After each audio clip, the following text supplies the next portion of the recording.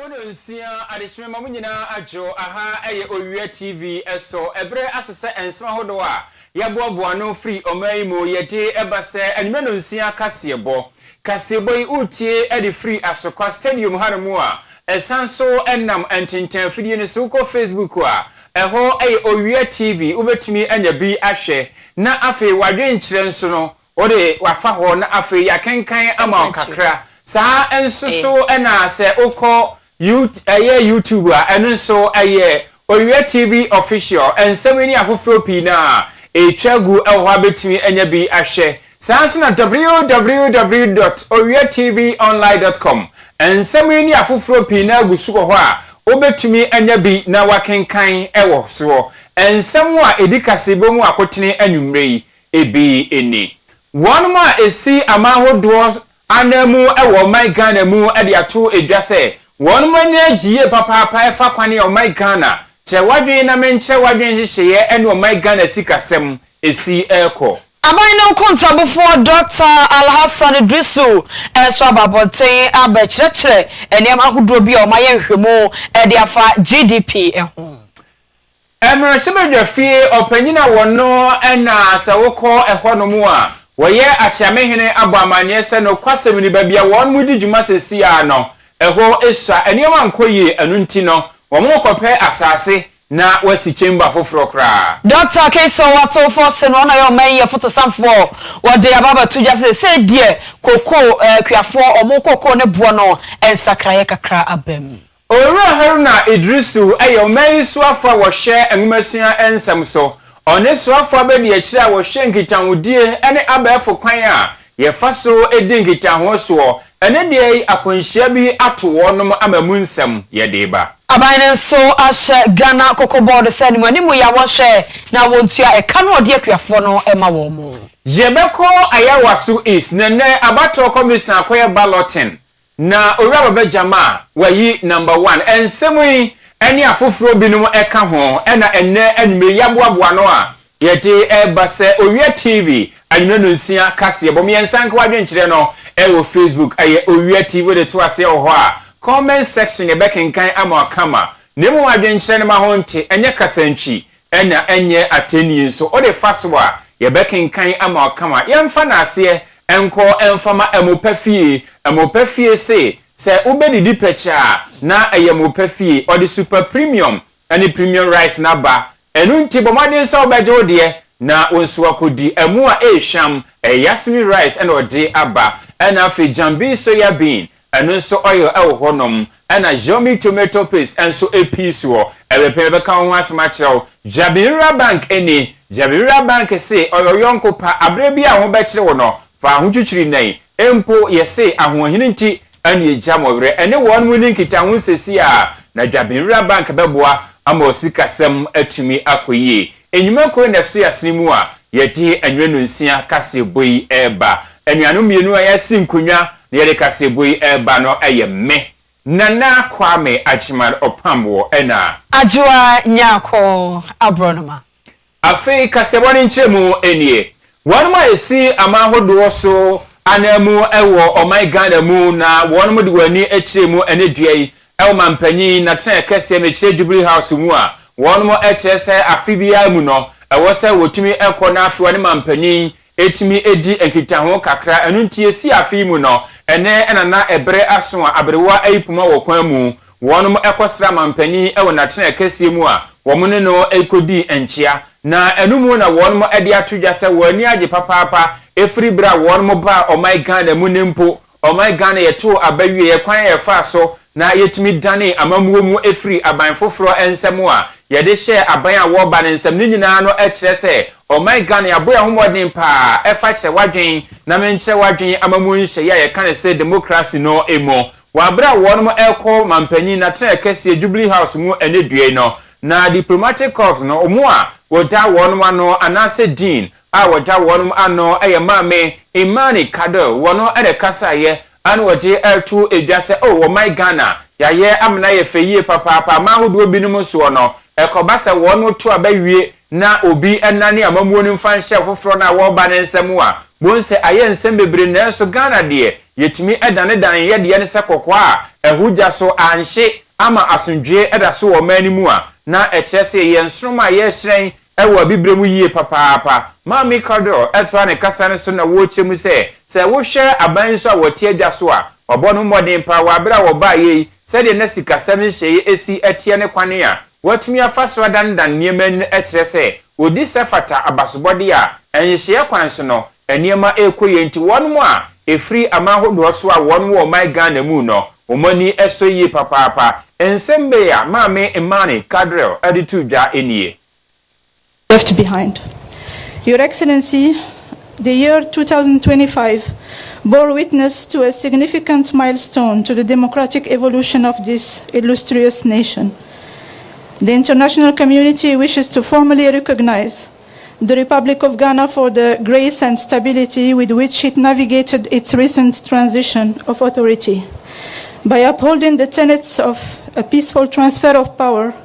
Ghana has once again signaled its leadership as a vanguard of democracy in Africa. We wish to highlight the exemplary statesmanship displayed throughout this period, which served to fortify national cohesion and uphold the democratic aspirations of every Ghanaian citizen. On the economic front, the accomplishments of the past year merit significant recognition. The international community has witnessed a year of profound stabilization since your inauguration in January 2025. By pairing rigorous fiscal reforms with targeted tax reliefs, your administration has successfully arrested inflationary pressures and stabilized the national currency. These efforts have served as a catalyst for renewed market optimism.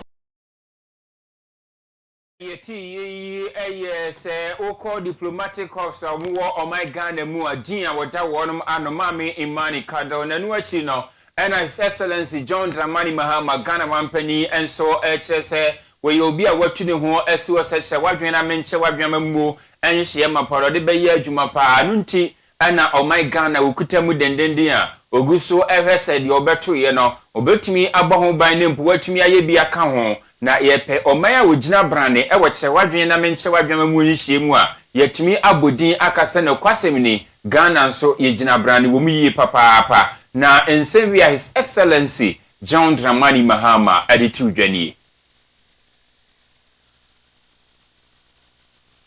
states and governments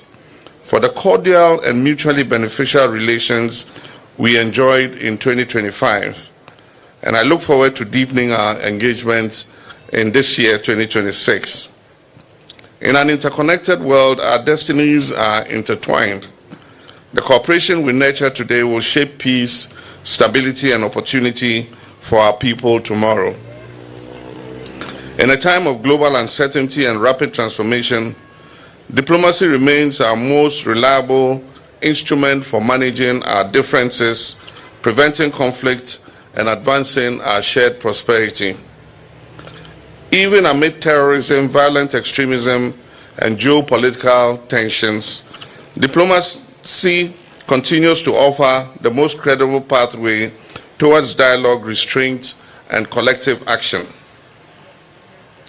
Ghana's foreign policy is guided by enduring principles, democracy, respect for human rights. Ghana mampani His Excellency John Dramani Mahama. Dr. Alhassan Idrisu waronso ena yo panyia wobu akonta ede ema aban no kontabufo eno no na wode nsem bia baba tudwa ede afa omayi ye GDP ho ensensem ho na wachiremu eka se wo hye ye GDP no a wode toto November afia etwamu no afia etwamu no de no yenya eye 4.2% na sesi ade no de sesi ade na 4.2% no ena afia etwamu 2024 no eno so eye 7.1% na chere se we no ate abafom kra eno no aye nsem a wode tudwowie no oto aso atwe se eba agriculture ho nsem de a agrikede ne de wo hye eye November 2025 no a eno na ekonanim be se 4.1% na wo hye November 2024 no de a na eye 3.8% 0.8%. Nessa Greke dear, or de Bosomi November no chamuno, etoto, a female no dear chamuno dia, Nessa agriculture hon semino, and no de epeja echo so, or chomu set, the aquan and empire pa, or matana in Aushamu padia, nay, and Sumunam, any affair Nuaba, Ayedria, and no and some, and as I say, dear, a corner nemo a pa, yentie, said a Dr. Al Hassan Idrisu, or church and seminum HA. The MEC index stands at 122.7 compared to 117.7 in November 2024. This means the economy grew by 4.2% year-on-year in November 2025. In plain language, Ghana produced 4.2% more goods and services in November 2025 than it did in the same month in the previous year. The November 2025 growth of 4.2% is, however, slower than the 7.1% growth recorded in November 2024. Let's break down where this growth comes from. Agriculture grew by 4.1%, up from 3.8% in November 2024. This improvement was mainly driven by fisheries and crop production. Agriculture alone contributed about 32% of the total growth. This tells us the sector remains resilient and continues to support livelihoods, especially in the rural areas. Industry, however, tells a different story. The sector grew by 0.4% compared to 6.2% a year earlier. This slowdown is largely due to weaker performance in the upstream petroleum sector. As a result, industry contributed about 2.5% to overall growth. Al-Hassan Idrisu Abaino Enkontabufo any atese woma inchimo afa e GDP no ehoi. Mmerɛsɛbɛ dwafie akyame hen right honorable Urban Kings for Sumana Babin and wɔde ato edwa sɛ wɔnom atwerɛ krataa ɛde akɔma ɔmanya kandifoɔ mekyerɛ executive no sɛ wɔsrɛ wɔnom ma wɔn asase sɛbɛyɛ a wɔbɛtumi asi ɛdan foforɔ kraa mmerɛsɛbɛ dwafoɔ wɔnom bɛdi wɔn dwuma ɛwɔ mu wɔkyerɛ mu adeɛ nti a wɔnom tu saa namɔ no ɛyɛ sɛ wɔbɛtumi asi ɛdan a ɛyɛ abɛɛfodeɛ na afei aboa amamrasiri dwafo won mo adwuma omoye no aniema atimi aye basare kwan so ama won na wose ene chamber wo mo ehwe animu kwan se wo besie no ebeye kese pa ena afei abefo niema nso ebi be hyemu kama na atimi aboa amamrasiri dwafo ena afei adwumafo a won mo ewo mrasiri dwafi ho nyina no mo atimi anya baabi na won mo adi won dwuma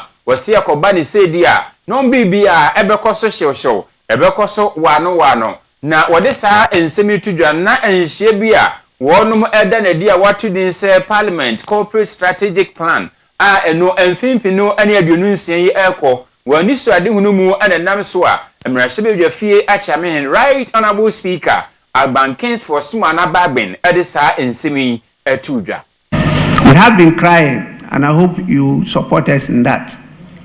at least we should be liberated from being tenants of the State House to having our own premises as an arm of government. There are a lot of limitations, infrastructural limitations. It's not been easy.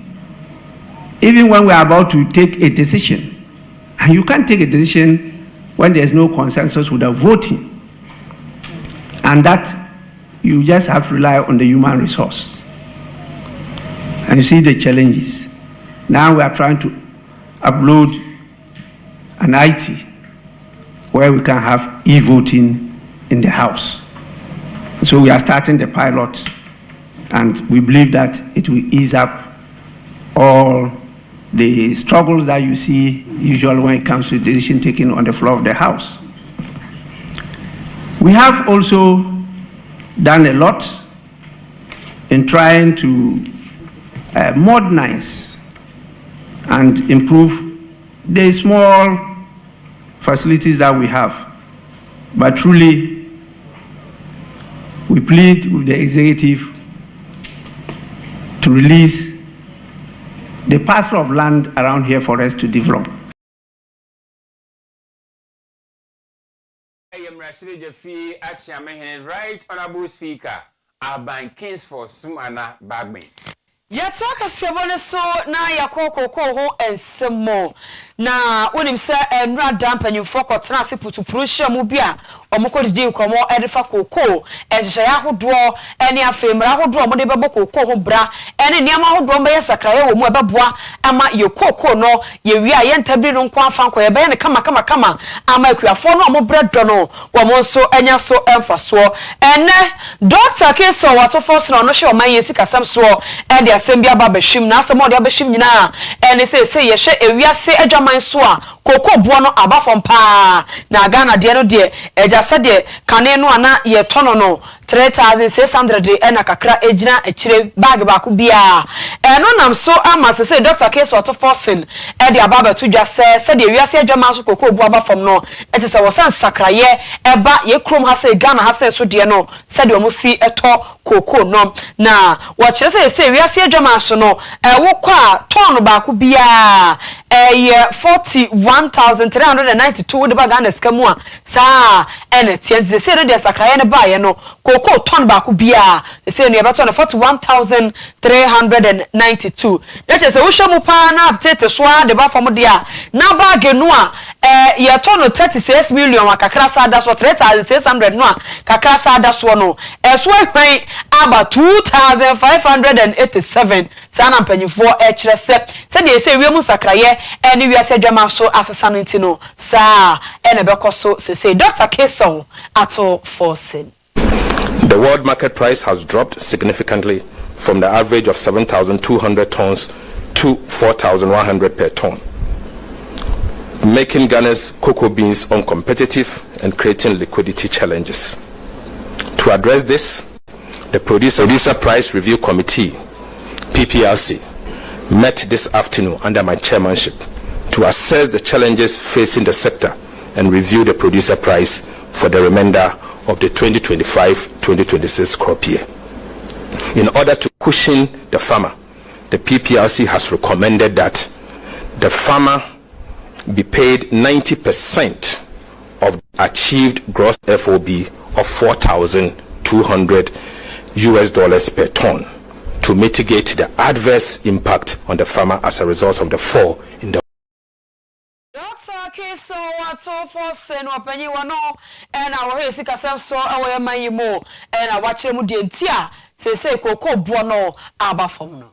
na yeda so ejinamu awo man so afo he sikasem ene nhyehyeye so natena yemu ene nsantwofo nhyemu ye wabo amane so my Ghana koko ayani ankase yedua na yehwe na ye career ne yaso ani nyina de kwamono ne akoton no se won mo ehwe mu kwan se koko nu besa wa mu nchemu aduonu mu de ene ankasa yebetumi adane dane wo my Ghana mu na atumi aboa amaso abamfaso pinu amaye na wasi wei aye koko tobre mu amfimpinu ani aduonu nsia de ko amfimpinu ne aduonu nson hyehyɛ a wonom pese woye na enedue wo sansanchofo nhye mu na se ne wo kyerese enkyere ena cabinet wonom ko asetena na wakotoato adwen pe kwan pa obetumi afaso ma my Ghana ye koko ne yatumi abaho bra yie na afi na nan akuafo a wonom ebosuje tresansa wonom so akoko no ade koma wonom eto koko no wi a afi enya kapre emfa ema wonom nti ama wonom nso dendenden no mbetumi ahwe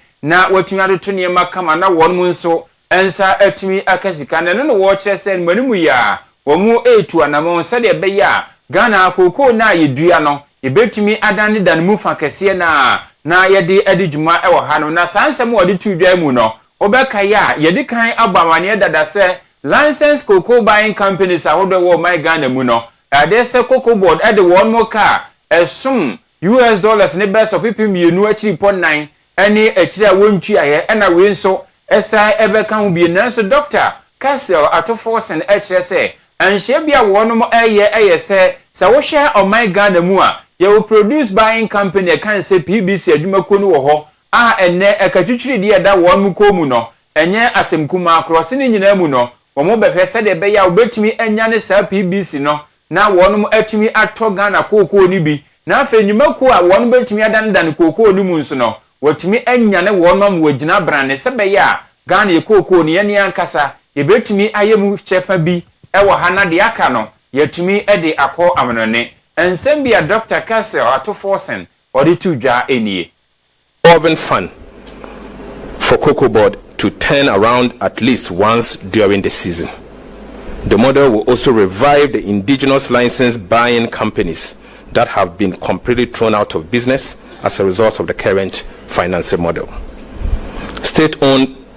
produce buying company, PBC, will be revived to resume full operations and become the leading license buying company in the cocoa sector with immediate effect. With the new financing model, Cocoa Board can sell beans of any volume to local processing companies to promote value addition and job creation. Cabinet has, however, directed that with immediate effect, the remainder of the beans for the crop year 2025-2026 should be allocated for domestic processing. Cabinet has also directed that beginning from 2026 to 2027 crop season, a minimum of 50% of all cocoa beans should be processed locally. And this will be part of the Cocoa Board bill going to Parliament. Pursuant to this, the state-owned cocoa processing company, CPC, will be revived as a matter of priority to Entiwe Dr. Kaseɛ to forcing and a watcher say wo de emra foforo kra ebeko mrasibe dwafi na samra no na yede bebo bra e wo cocoa ho a eno ebebo kwan ato se de be adwumaku a won mo dandan cocoa mu o my Ghana mu no wo mo nso betumi anya ho kwan na cocoa no o madan mti we yanka February 14 ebai ka cocoa ya dan dan mu kama chocolate na ya tone de akoche kama pa anye ni to ebrem bebribe wahu ka chocolate nka bu na nka ma agene wodi anya mo a ba chocolate na bu ha ebi wo ho ebu na momo pe say ye pedant so nko anante na chocolate yen fa de na nka ho abuzafo yen to aso na krache ye me se oni sika chocolate yen fa de na nka ho ani asem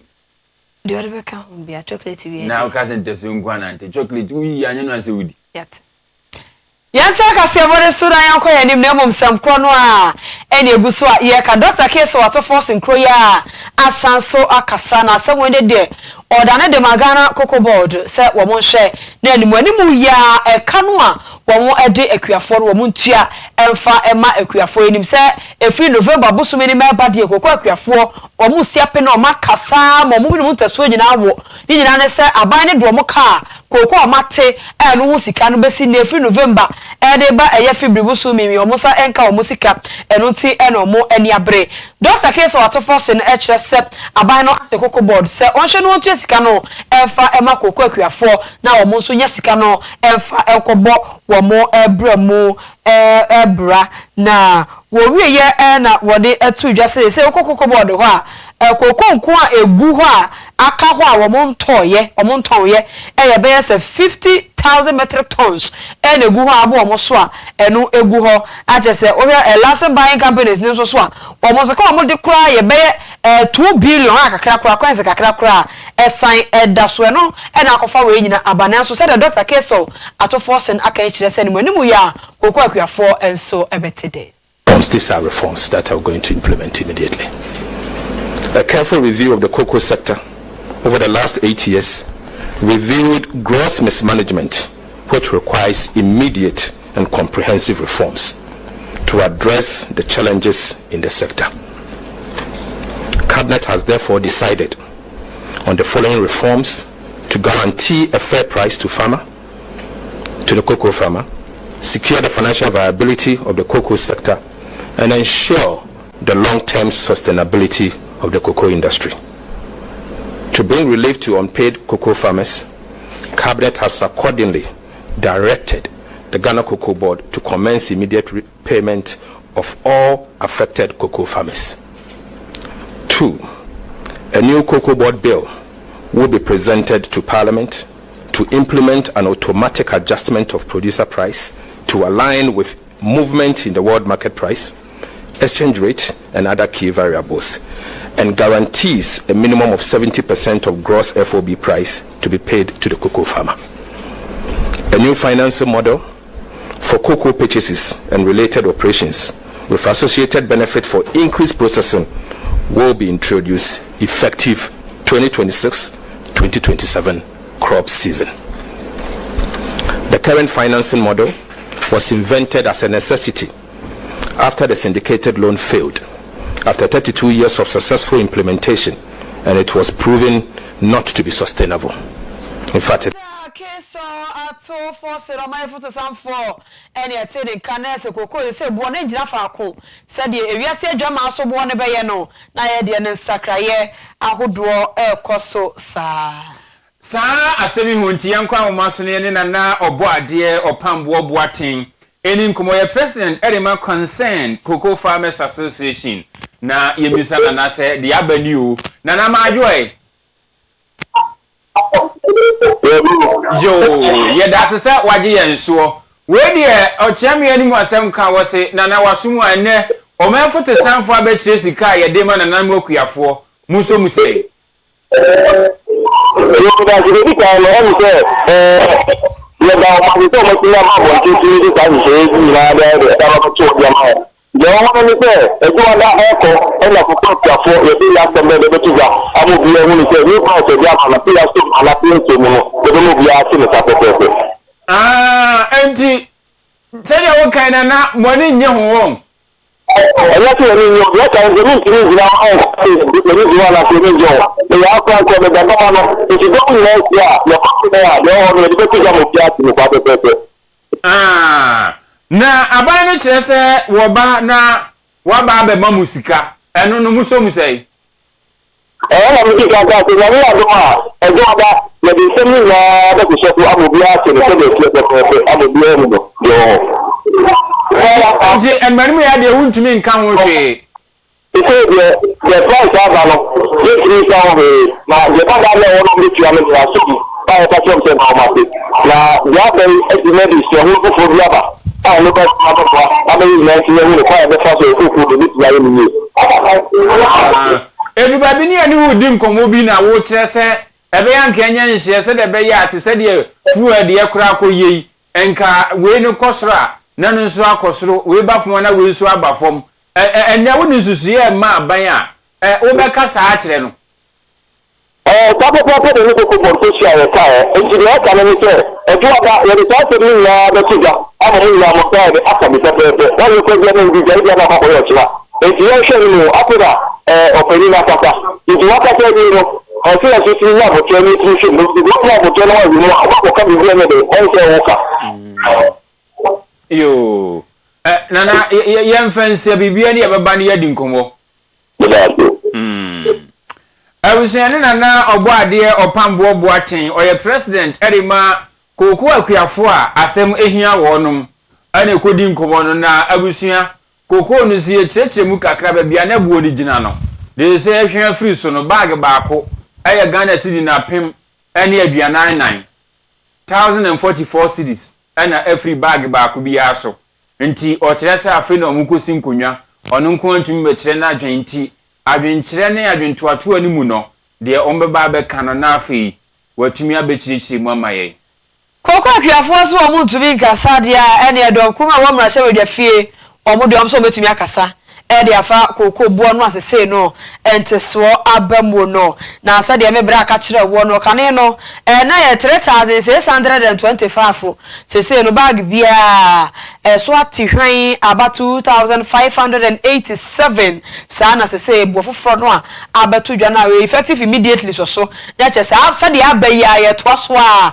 de aye adwuma sa na wo ko mra hye bedwa fie ho a abadwa ko wo mo ehye nuane agriculture ne Cocoa ho so ranking member owoso honorable Isaac Yaw Opoku wajira dom kuma anemu akasa said ya ban ya ye pa so no obi konkran na wasi dwoso woni trim kura wan ka kire wo na wako anim kakra wo se ba choma mi si wa hahoro no wako ni bisa na aban o se aban da ye kurafo no wu dog kura enya asem ketua de oti o kasa ne se o se aban no te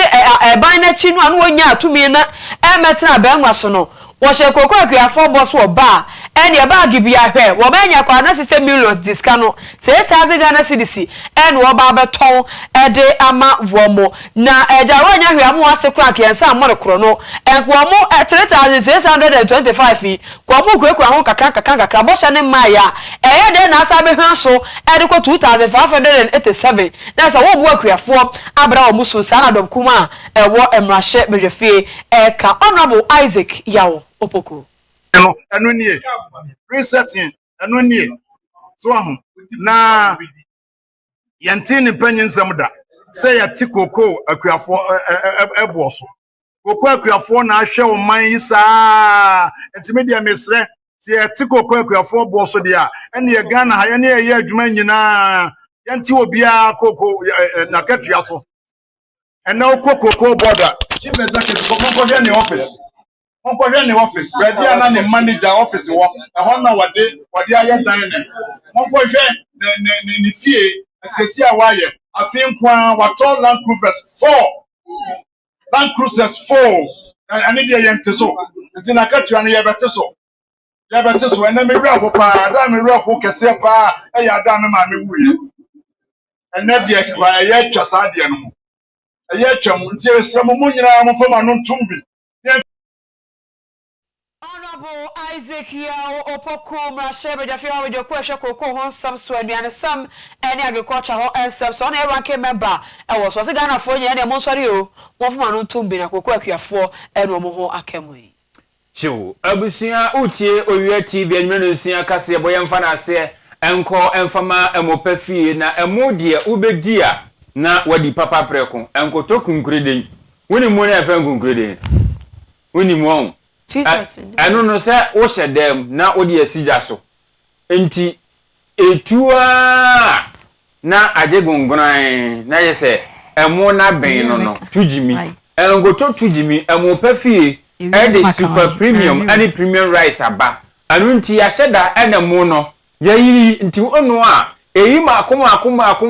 ehwam na denso anu nti obi o ha wo pe hwam betom fichire ni wotepe na waduru honom emu pafie the super premium any premium rice na ba jewode emu bia opese onu watumi de ye ena wosanso de jambi so ya bean oil aba eno ya nwa papa pa woje de ka ho na de koye aduane jollof anase wache ni de ka ho recipes ahodo ni nyina bo modern say odi jambi so ya bean oil ebeye adwuma sanso na yummy tomato paste honom na emaduane ye de ani efe enkwan sitiwu anase bibiti se shitoni ade nyina emanom se shaito ni nyina no obetumi ede yummy tomato paste no ayenti afiefie afi provision shops ahodo supermarket chobas and food vendors hotels and restaurants ahodo nyina ko emopafie wonsa beka bi adum Kumase oben oyerepa FM na afi patase one Echamfo hotel edi anunhwe medie enso Pass and Gardens Junction so ya frɛ emopafie 0244615117 Jabi wo bange se yanka cho sade bia fasika sam ho bia o pesika krabia papa o madwuma efe na omuni wo di dwuma o montete bom na afo paboso ambasa ma bi esi ho no slim fia kama enkoye kotobeku ma twamene buo bia dia ene Jabi wo bank PLC ho ene wo sa wodi wani etremu sa ye bosia na wo pe asempalo no wo ho ene wo mo akra ne amade ba no ko be ma bi simple ade bia wo kra ba bia wo ko Jabi wo bank oba ma asempalo ni bi ensi ho ne yeketua bi na wonso wode aye wadwuma na de de no kura ne se we no processing fee bi anim e na afi so kura no he acha do hwiri edu mienu na wonsa akasika no elfo se interest rate no eda so no ketua bi se da bi di kan e ka tro wo no oba polo no nso we no eye ma ye di dwa e na Jabi wo ba gasiesie so de so ma no asene oyo oba edwa bi a wudi bi asa ye bodwa se ye wo so top pop watchwa no kase ne nkuma ne nyina mo ko Jabi wo bank na mo ko je oba polo ni be na mo so mo fa enhye mo nyuma ni mo qualification criteria na so yo ba to kona yo ba kwa dia o qualify so benya oba palo ni be ewo Jabin Rural Bank na service account so ba ya ma current ho face deposit ho microfinance ho susu ho shares so ewo ho sika no nya enini nyina da chinti investment so ho okwa anu akoye bi no ato shares so e de aka ho beboa ama wo so wunyini no na wonya sika se etwoboyi na eda ho se no ye bie ni West branch ewo atonso dwani mu high school junction ho e branch ba kwa pi so ewo ho ya tana Kaseɛ da ya Asante Dwaben ho na ewo adweso ebi ho wonyo somasabo wire esepetempo wo ma hill ade hyeman ni road pankro no ni aboso ya topete Ghana ha nyina enti Dwaben Rural Bank bi eban wo na ko na no mo enkodi kaso de bibia ni afromo ewo 0544 745 856 0544 745 856 and also 0271 464 327 and 0260 974-407 Rural Bank ese yan ka tro sa wo mo na ye best na dom kuma no se dwofo hye mu no a wo mo ye no aye te se Yera Isaac ya opoku ekasa ye no wapanyi ba ko no so ekasa ye ranking member wo economic and development committee no so wo ko ya so na ye ofosia yire bi emra hye bedwani Honorable Kwadwo Opon Kroma wono so ekasaye enti no ama yen niema ne boy den asen ama no ne niema na de asi aban etwa koko ekuafo mene se ye kan poto kasem a 28% haircut wetwa mo mene oha nchichemu aduonu wotwe na nsunsuanso ne se ene okọ ye nkurase ne bebra koko na mrantie no biom aka mrewa ene nkokra na edo se mrewa ne nkokra ya edo ehia omdeda dia waye ochina ombedo bioma na so ombeton omefu ama galamsefo ne niaka enyuma foreign exchange ene ibodwa kakra yenya free kokom se ni na ba be den e ba be perform enu nti tomkuma no dia yesi ni edikan dia kofa we nyina ba ene nsisan a koko mpanimfo koko board fo aye enu nti yesro man panin se sabre mpanimfo de wom koko board a omakofa sa ha we nyina ba no onna omase no mo nkoye den mo nkotena fie na omo enim adwuma ne ye no embesom no mo nya ne yie etosu mienu koko na oka so betua 7,000 6,000 to 7,000 na afi edikan wentua o hye on boss obetua 3,600 a enu mpo ntua na nkofo edi apin BMP Honorable Kwadwo Opon Kroma Omei swafa wo hye enwumasua ensem so na afi swafa be di akira wo hye nkitaudie na afi abefo kwan fa so di dwuma so mekire Owura Haruna Idrisu na afi Owura Muhammad Adams Subaru na abetodwa se wo mu anya akwanhia yo yeko yene mudia yeko Ghana AIDS Commission akache na Ghana AIDS Commission e de ababa tudwa se di omo de hihye fofo bi kra eba abeboa ama omaimu nyina se de asiatia se ene HIV no ho nsam eso ababa yeye na ne nyina ene se nyame ya adomo a yenim se Valentine no eba ediso de a enafo mienu a edi yanimu ye na yawoi ni fie ene ne memeda weekend we a good Saturday Valentine Day gofo beji o mani a enye asem ketwa na 13 February bia de eya na World Condom Day 13 February bia say World Condom Day na Ghana hanu na eya yenie afi dia Ghana AIDS Commission si ebedi World Condom Day no we ni ade boabo ho de hia Valentine 14th no na wo mo kire se eya na Valentine de akrofo yo niema enye do ahodo ekoso na so ni nyina muaja akra no tunifua na ne wo kan no wontia na ne wo mana hobambo se de be yo bakodi na agro ni bawie no na wakofa yare wa bia esi ni HIV bia afa amba etigana AIDS Commission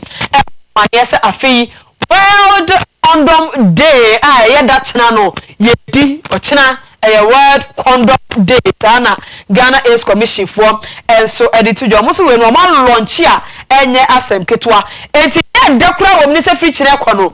omo ba checha condom na ba bia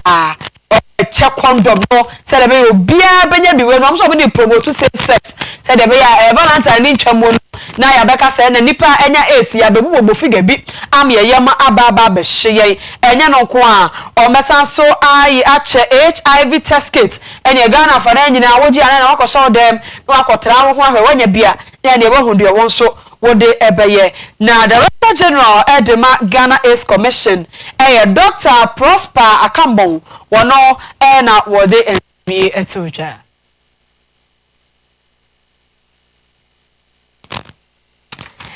na yeko yenimu dia ene yeko Ghana School Feeding Program yeko omo so akache na yeko ne fa eno ewo ahafo na ne fa wa ahafo no yekasa ya womo so akire sese die omama omani abere a omo ba be hwe ayen sakraye ewo niema ahodo omo de ma enkoda me kire aduane titiriwa omo de ema adesuafo edi ewo so ahodo no emo eno tinu we no omaye national practical training program e dia marketers any head cooks a wo mo eye school feeding ni bi wo mo anu aduane ma ye mofra ni die ewo school so mu no wo mo tete ye pa fa we kan we ho ko sesa we emu aduane we mu enko kan frafra akodwom enko tonto si apro bi a enfa ko ye aduane e ma enkoda ndi sa ne ma no aduane no ho tete ya na wo mo de ma enya hafofo nko a we yo mo anu aduane school feeding for no Ghana for na nyina na wo mo ye wo mo se enkoda no mpomuden pa enti no mo so etu na mo a wo mo edi sa dwumai na okọ ahafo regional capital ye Gosua Queen Mother wo ho nana efia sewa odikan won na bo aban na baso sa aban no ahye eto sa anamoyi tumo dia enyenka na bo mabaso pa mebi anamo ba be na hade agidin kwa e de adaje max kwa na so na school mo nya sa na tie se maka kira age amene me ba ran so pa ba na hye se ni esitie etumo ya de Monko so na munye di se man kola no sabi e ma oho ye nana oho enti se ye aduane ne ma wo na sa nye wo mu de na ma wo ma wode a wo mu de yare ne bafia ye ne ya na be sa hwe nkola no enti na se mo ma aduane na ma ye no se ma ba ye ne ne wa ma ne ntonko so sa abeti benku akola mutu na mo nya aduane ne se de bia ba akopre mo nsesa no aduada mu ye wi aduada no ma ye wuka mo nsesa man kola no na mama wo mu fruit no so enko ma wo mu na sempen fo amawa ha sabe mo kwa aben mo ma ne yeyi 2 cities na amode ba ne bi esha because 2 cities na abaya 30 pesos na aka 170 pesos ese mo se wo mu no aduane man kwa nsa ma wo mu fruit na na okita 2 cities kwa ko gina aduane wo abontia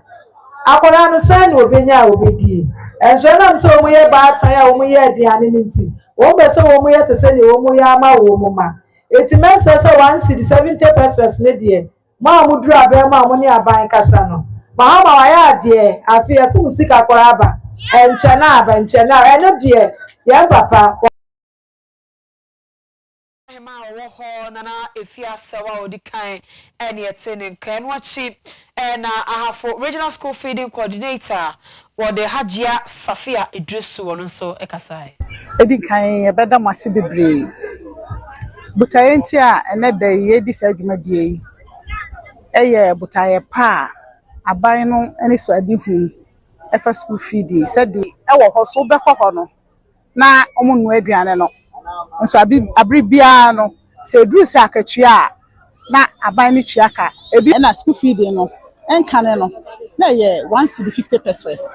ye baaye se Excellency John Dramani mama srem se jata bema ba wo baaye no no abetum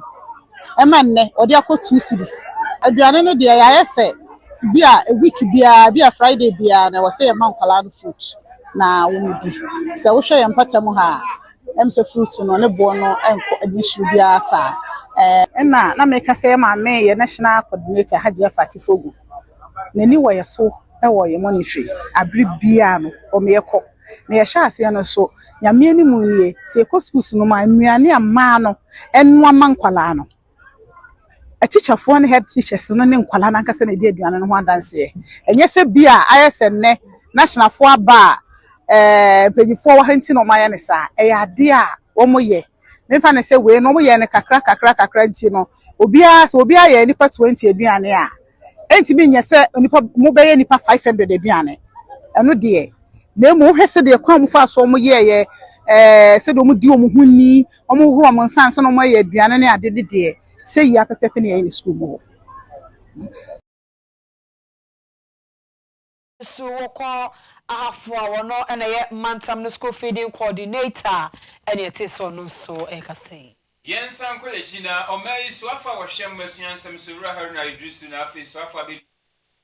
no na ehye ngitanwudie ensem so na afi kwan a abefo ntintan fidie so dwumadie woye abediachire ayura Muhammad Adan Subaru eyade se ne arahosem ebeto odwa ene se na wonu nam kwan mu efri bogatanga ekotumu ekwan so na kwanhia esi ya enam so ama wonum eprade nanso wo kire se nyade a emu adin enuntin wo moda so atinkwamu a eno eye anigisem ede ema omaiga no na sara hosemi esi ewo mai atifido atoye mantam no emu na krata ba bonten so no Ra Hashmin Muhammad o press secretary edima soafo a wo hwe agumasua ensem so na nensa ehye ase ene wo chichi mu se mprempren de ya de se soafo no ba bia wo da no eye papa won hyeda eni ha obia sanso na soafa be de akira na ono nso ka ho ne won mu anenam ni nyina no obia ho anka anunti no wo mu eda so a wo mu eje ayarehwe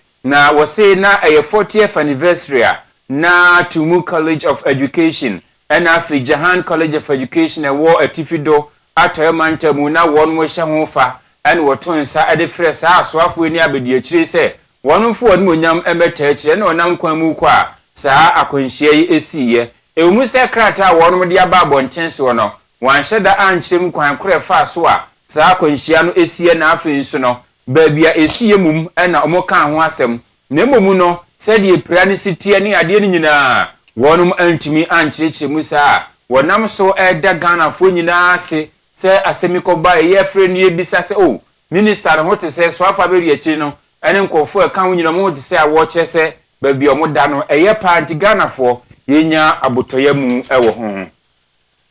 yemfiri hoy na yemfi ani ankyire mu ewo ayawaso abato empesua so na ayawaso is ene duai abato commission akoye balloting na unimisa abato obaso se ya na ewo se won mutumi koye se dadako na afi akire ba bia awose obia eda na ene won koye ye no na wo kire se no kwasebini wo mu ekofa nkrata ne de wa clear wo mu nyina se waje obi atomu a obetumi akogina na uhwemu a NDC ginam NPP ginam LPG independent from you wo mu so ka ho bi Owia Kaseɛ Muhammad Ahmed NDC amanyuku no wono ene yi number 1 saa enso ena Ali Baba Yusuf wono nso NPP oni ogina mu we number 2 Ibrahim Idrisu LPG enye gas ayefele we Liberal Party of Ghana wo nso egina mu pintin so me so me half wono no ena Umaru Sanda wono ekose independent Umaru enimi ya Umaru yo ena Kano David wono nso ekogina mu se independent ewo honom na abato commission won mu gina mu na wo kyerɛkyerɛ ba bia obia beda no se ukọ ayawaso East mpesua ne so a director na se kwankyerɛfo gina mu ewo ho ma me Gladys Pinkra ne nkyerɛkyerɛ mu bi enie. Okay, the first on the ballot is Baba Jamal Mohammed Ahmed from the NDC, and then Ibrahim Idrisu LPG, and then Yusuf Ali Baba NPP, followed by 2 independent candidates. They are Muhammad Umar Sanda and then Kano David. Well, the next step will be, the printing of the notice of poll. Printing of poll will be, consist of the pictures. For the notice of poll, we are going to have the pictures of the candidates and their details. Yes, the 5 have satisfied the requirement. Mame Gladys Pinkra se woko ayawaso East mpesua no so a abato komisa kwankyerɛfo eno no akyi no eno Owia Muhammad Baba Jamaa enei wɔn kɔyɛ balloting wɔno ana yi number 1 egyina mu ɛwɔ NDC amanyɔkuo ni din mu nso no ɔkasa ɛfa ne position no ho. You know, when you come to the Christian world, 3 is a very significant number. So when I was going to pick the ballot, I picked 3. And so when I went to pick, I picked 1, which tells you that there's only one God. And when you come into Islam, it's the same thing. 3 is a very significant number.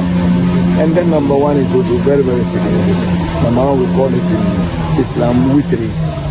So 3 is also witri, and then number 1 is also witri. So I picked witri first, and I picked witri last. So it tells you that there is a divine hand in what we are doing, and I hope and pray that I have submitted myself to the absolute will of Allah, and pray that Allah will guide us, guide all of us through this process, so that we are able to complete it in peace, and also to ensure that we have a united community. That is my wish. NDC amanyɔkuo panyin a wo gyem no akɔpere wɔ mrasebe fie ɛwɔ ayawaso East Impesua so owura baba Jama Muhammad Ahmed. Na prosi sign Yewa Christian tata yohono yakasa ya a prosi for beyes 12,802 ena yakasa ya wapeju mu post mu a eno akoye asem de sa post mu pejai ena wapanyi bia eba bambo wonsem ene se yenhwe bonefo sem a wabene wo mu ye pa wo de Richard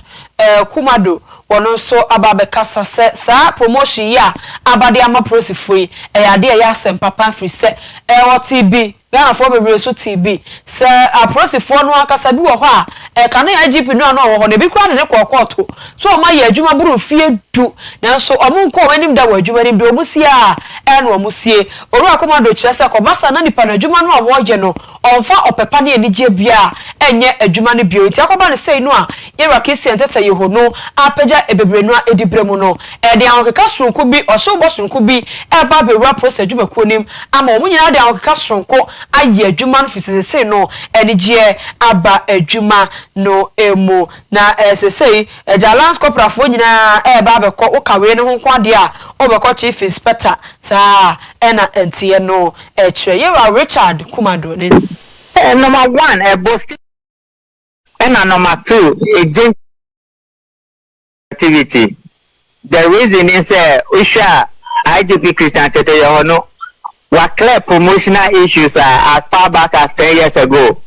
And invariably, at me can say, Obibia is promoting within the Ghana Police Service, it has been done. What it means is security leadership is at play, security motivation is at play. What you will need to do is to add for welfare for the police officers. Other than that, yes, as a leader of the police force in the area of motivation and promotion, the reason why promotion is so important is that one of the cardinal sins of Uncle Dampare was issues of promotions among for the Nico court. And a court in Kumasi directed IGP Christian Tete Yohono to promote everybody. Omoko court, you know. If you had worked within the police service and as a law enforcement officers before, some people's promotion has delayed. Everyone in line of duty, they have issues of neglect. Some people have been sidelined for prejudice and bias and all that. It creates a lot of tension within the law enforcement agencies. Who call military here, like a time bomb we are sitting on. And now Minister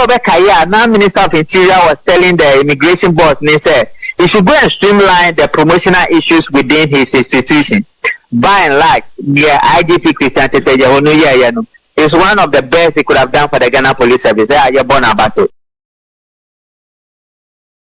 Expert Yewa Richard Kumado and attending Kane. National Road Safety Authority one technical working group be a woman. Na wama one bosume se one mo emfa enyem pensempensemu na fei onfa emetudwa ekwan ebefa so a Toyota Voxy ana nsem enyenya akwanhia esane se omanfo de fa passenger fo entino ebetumi hu kwan pa de ebefa so na wo kyesa bosume en wo de ama wonom enedue ya wo pasa abedwokuo ne ho entema no opanyina wono ene kwankyerefo National Road Safety Authority woda ano owura Abraham Amaliba wono ene kasa ene wo kyerese nansemu sa wo hwe Toyota Vox ya bebe ene ehyen no ye kyerese nya kwanhyia yi papa no America nso wa ekono enya asem kuma na nyina mu yese eba ya na nkasitia no ewonifa nanso Ghana haisan say yetwi benkum city antini ni yatu ade afiri nifa ne ade akobenkum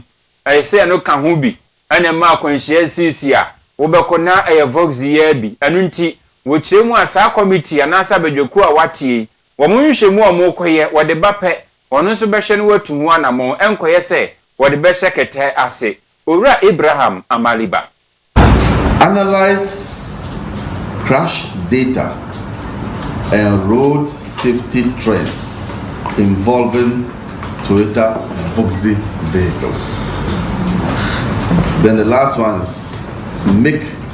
evidence-based recommendations which may include regulatory reforms, enhanced safety requirements, restrictions, or other appropriate measures to safeguard the public. So all that we are doing is to ensure that the public is safe. But your committee's work will go a long way to ensure that we are able to do a good job. We are giving you 1 month because this is like a hot potato. It's a burning issue. People are dying. We cannot go beyond 1 month. So we are giving you 1 month within which to present your reports, and we'll give ourselves 2 weeks upon receipt of the report to start implementing your recommendations. We are not going to take away anything from your recommendations. You can be rest assured we'll be transparent. We would walk the talk as an authority. We are not going to cover anything. And I can even say, even before you start your work, that so long as we are concerned as the authority, your report will be made public. Lucia openya etini ni eye omei kwankyerefo akọ National Road Safety Authority awoda anowura Abraham Amaliba yegina ne nsemi so na yede kasebo mu na ase akọ edi Amadwaberira Bank PLC wasisi kasemu mu anyina oba ne nchen a behwe ama wonse timi akasika na de akodu ujuma kama anunti wonini no eni kasubom ampafie se ampapa wade aba super premium ane premium rice no ewo ho Jambi soya bean oil and so ho and a yummy tomato paste. And you McQuay and a soya sima di Owia TV and Menusia Kaseɛ a buy and Nasia and come from a newsroom abua for Kukua Jando Akosia Somuako MCR Ya Grace Ewo Honom Sansuna Simon Nana Yaw and Mr. President one munina and a boy Yaba boy chidoma dekase boy ebaye semufo eye owura Asante Yeboa Benedict akenkanfo ne yemme Nana Kwame Achiman Opambo ena Ajwa nyako abronoma